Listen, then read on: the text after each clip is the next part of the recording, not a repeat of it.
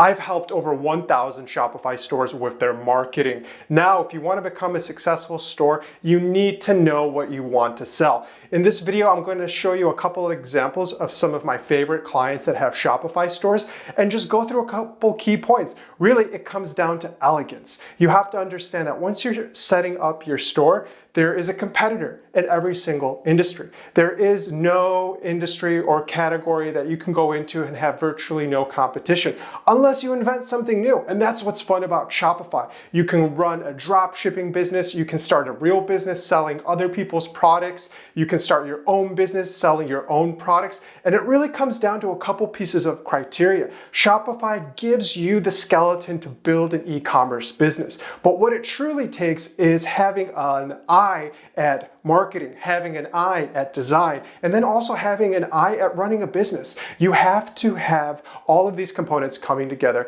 And I'm just going to give you a couple of examples, and I think you should get a lot of fun out of this.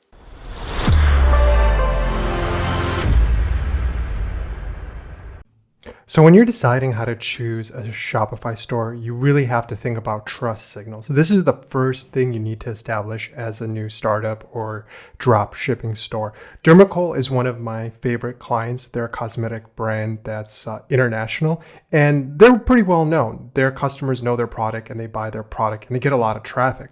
But still, if you want to sell to new people that have never heard of your product, you have to consider a couple of different trust factors. So as you look at Dermacol in particular, they're telling you right up front, I'm an e-commerce store that's selling cosmetics, and you're seeing some of their top products and their top foundations right up front. So that gives you no confusion in where you're at. So you want to make sure you have the trust signals that you're telling your visitors that I have the right product that I'm looking for.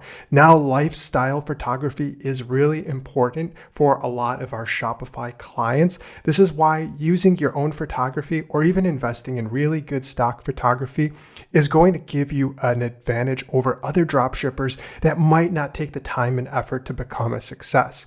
And really, where it's all activated now for Shopify brands is going to be Instagram. This is where you can also port in your products, create your Instagram shop, and start selling directly to customers on Instagram and boost it with social posts. And finally, just to wrap it up, you can see that there's products down here that are giving you more additions to what you're looking for. And also they're timely. It's summertime right now, so you want to get a lot of hydrating products, things for the beach, and so on. And the final footer is giving people a place to follow you on social media and possibly sign up for your newsletter. So make sure you have those trust signals. What I didn't see here that I do like is client testimonials. But if you're already established, then you can put those testimonials somewhere else. And we're going to take a look at this site and dive into collections next. So this particular category is going to be foundations. So if you're not sure what you want to sell and you land on a Shopify website that looks like it's a cool business to be in, then you have to go in and start digging into the different collections. The collections are going to give you an idea of maybe an area you want to focus on. In this case, this store has a lot of eye makeup. It has different kinds of skincare makeup. It has different kinds of makeup tools. So depending on how you want to start a store, you can explore those different collections. And really, collections is going to give you a lot of insights. And this is an area of opportunity. Most times people don't really optimize their collection pages. You can include some content here for SEO to boost your search engine optimization for your collection pages because you want more traffic from Google coming to your collection pages because it has a lot of different products that are lined up here. So imagine having a really optimized collection page. Now the product pages. This is most likely where you're going to see a lot of attention on your Shopify store.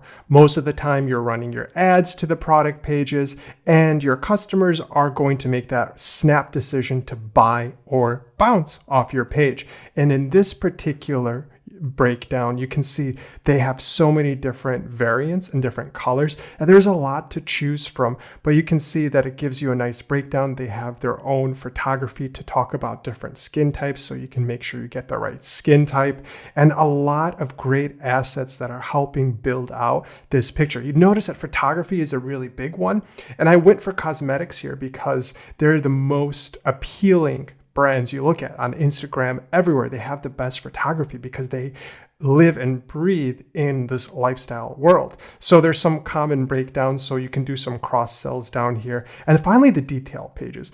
This is where you want to make sure you're including content. It varies from business to business, but in terms of this text, this is all going to be really helpful for SEO. So make sure you don't lose out on these opportunities to optimize the text, and you can look at different SEO tactics to really dial that in and have the best performing store.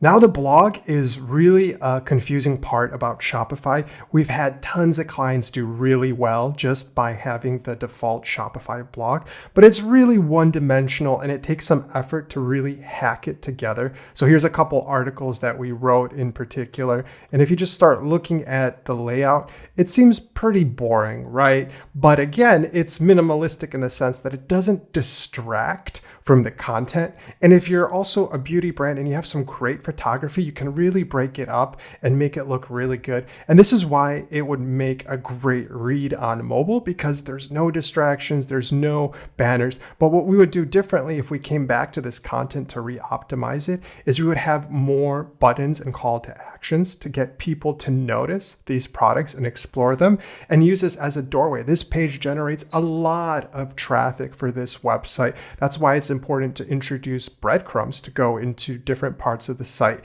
And also, if you look at some of the most popular products, to maybe conclude with a sale at the very least. So it's interesting to create communication because you can start ranking for different keywords on Google. So make sure to take advantage of that. Don't miss out on this opportunity to rank on Google, and make sure you're creating really good guides and information. It takes a lot of trial and error, but once you figure out the SEO for Shopify, you're really going to create an amazing piece of content.